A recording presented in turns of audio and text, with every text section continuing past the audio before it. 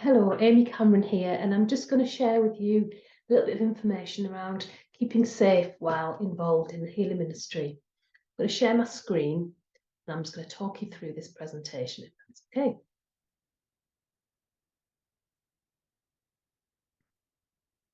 So what you hopefully are seeing on your screen there are two quite contrasting images, but two images of contradiction, I think. On the left there, you've got Ukrainian students celebrating their prom. They went out into their school building that had been bombed, and they had their prom anyway. They went into the ugliness of the building, and they took something beautiful in. And on your right, you've got a famous cellist.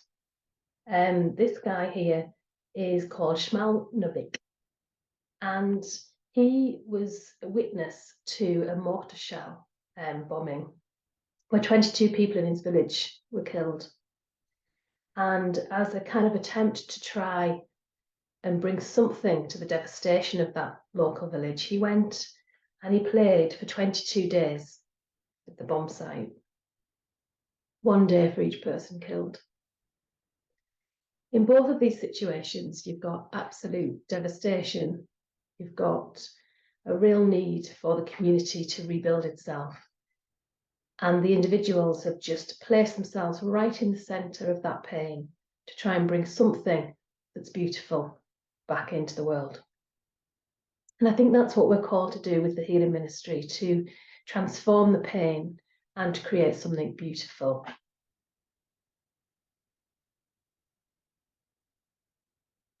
And one of the ways that we know we can transform pain is by accompanying, by walking with those that are in need. It's one of the principal callings for ourselves as Christians, to be physically praying with people, operating from afar, to be interceding for their needs.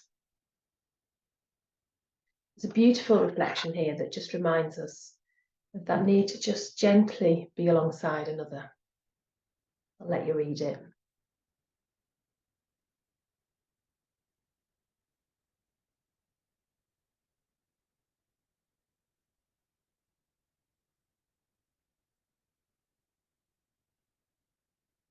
So to me, this just really speaks of that gentle calling to stand alongside those that are in need. So as we move through this time together, what we're focusing on here is how we do this, how we walk alongside in a way that brings beauty to those in pain and avoids creating further pain or harm to the vulnerable. And we do this by the very principle that every one of us is a child of God, created in God's image and likeness, and therefore we all need protection, and we all deserve protection, whether you're the one accompanying or you're the one being accompanied.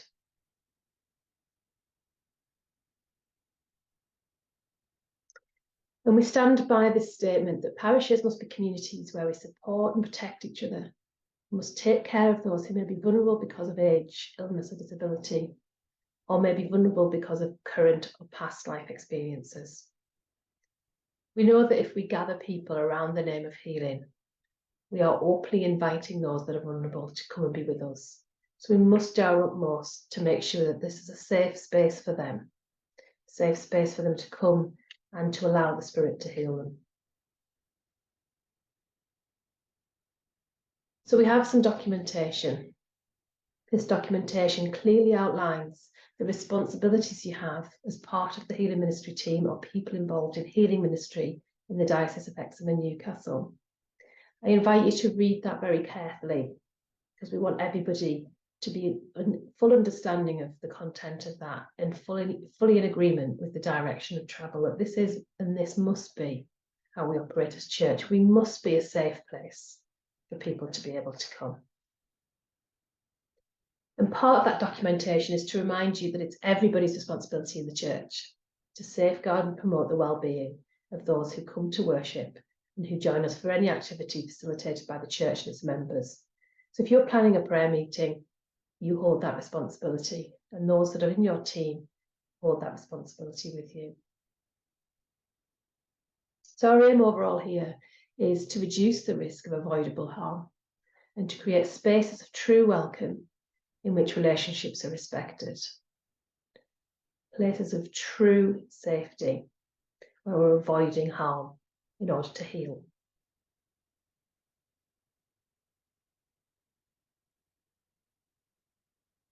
So the information here is intended as a way of supporting you. It can be, I guess, a little bit unnerving if this is not something you're used to, but we want you to be able to feel that you're fully briefed, because in the event of something happening, it's quite hard to keep you cool. And we want you to have had some thought before that moment arrives, if that moment was to arrive. So what would you do if you're in that setting, imagining a healing service or just even being in the church building and somebody comes up to you and you receive a disclosure? Here is the advice that the diocesan safeguarding team give. It's really important that you remain calm. It's obviously difficult for someone to come and disclose. Your calmness will be of great service to them. Reassure them that they've done the right thing by speaking. Don't interrogate them, that's not your task. Ask open questions. So, for example, would you like to tell me something more? You need to explain the process, that if a disclosure has taken place and they are not safe, that you need to pass this on, that you have an absolute responsibility to pass the information on to the right authorities, and we'll come on to who that is in a moment. Never criticise. Don't make promises, because once this disclosure goes to the right authorities, it's not yours to hold. Keep any responses that you give really short, really simple, slow, quiet, and gentle. Remember, this is not your responsibility to hold. You are not to fix this situation. You're not even to handle it. You're just to pass it on. You need to tell them that you need to pass this information. You need to share it with the right people who will know exactly what to do to help. You're still able to support them, but your prime task here is to make sure that information goes to the right place. So who are the right people? One of the right groups of people will be the safeguarding department in the diocese, and the number is available there. It's also available on the website. There are a number of other avenues that the safeguarding department here in Hexham and Newcastle Diocese also recommend, like the Lucy Faithful Foundation, or the National Domestic Abuse Helpline, or Harbour, or Safe Space. All of these are free services that would enable that person to seek the support that they need. The other place you could try would be the police.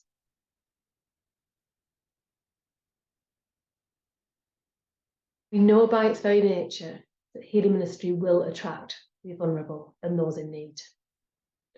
And so this ministry operates under the supervision and the protection of the bishop and the diocese. That is why we've asked anybody that is involved in any shape or form with healing ministry in the diocese, has completed the course accompanying those seeking healing, as you are doing right now.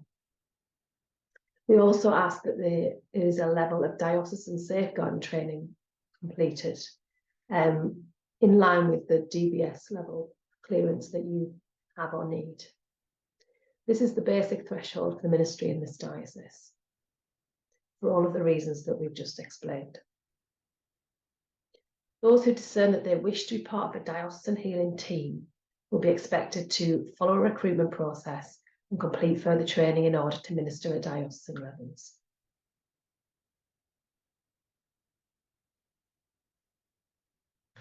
Now, it might be that you feel called to different ministries. It might be that you're not actually hands-on ever meeting the vulnerable, but actually you're interceding for them. And the power of intercession is never to be undersold. There is a real power there. It may be that as part of healing ministry in the diocese, you are working in a group at healing services, or it may be that you're accompanying individuals. As you can see from each of those three, the whole idea of coming into contact with people will have different levels, and that's why we ask that the DBS clearance is appropriate. So, for example, intercessory prayer is unlikely to need a DBS, whereas accompanying individuals really would.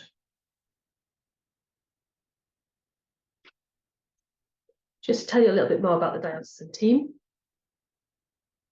This is part of an overall commitment to the vulnerable, that if you have a significant role of influence in the diocese, then you are to be part of the diocesan team in order to operate. And the process for people, if you're interested, involves an application with 2 references, one from a parish priest. The application is then approved by a panel, which has been put in place by the bishop. And in some circumstances, it might be appropriate for a bishop to interview the candidate, the person applying. There is a role descriptor available and a code of conduct, which explains the role and remit of the diocesan team. As I've mentioned previously, there needs to be this ongoing safeguarding training refreshers, and to have DBS clearance. You need to be accountable and in regular contact with the bishop-appointed coordinator. And you need to agree to undergo regular diocesan-approved monitoring and supervision. This is to make sure that this is not causing harm to you, that in serving you are being served. And finally, to commit to ongoing formation for the ministry. Okay. If you feel that this isn't for you, the diocesan team, but you still feel called to ministry, we would like to make it really clear that events that are organised in a parish setting are accountable to the parish priest for people's safety. So parish level healing ministry events can be extended across the partnership if it's appropriate. But ownership of responsibility for the event falls on the host parish and therefore the host parish priest. To just clarify that, to make sure the safety checks are put in place. That doesn't take away from the fact that you have had this training and you know that you have part of that responsibility for building a safer culture. But that's just in terms of how you sit outside of the diocesan team but might be involved in healing ministry on a local level. So I hope you can take the time to read through the documentation that accompanies this presentation. I hope that this has given you some sense of the responsibility.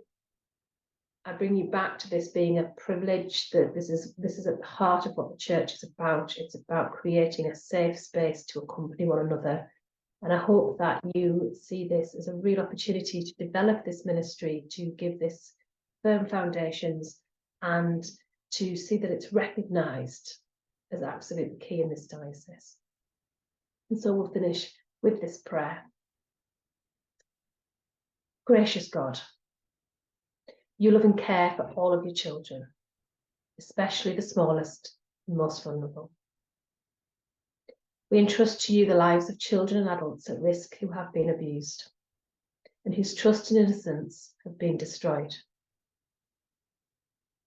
Help us to hear their cries of pain and to take responsibility for collectively working to create spaces of welcome and healing. Amen. If you have questions at the end of reading that documentation or the end of this presentation, please do get in touch. My email address is amy.cameron@diocesehn.org.uk. That's amy.cameron@diocesehn.org.uk. Thank you for listening. Thank you for being interested in the healing ministry team and the work of this beautiful gift from God. And I wish you well.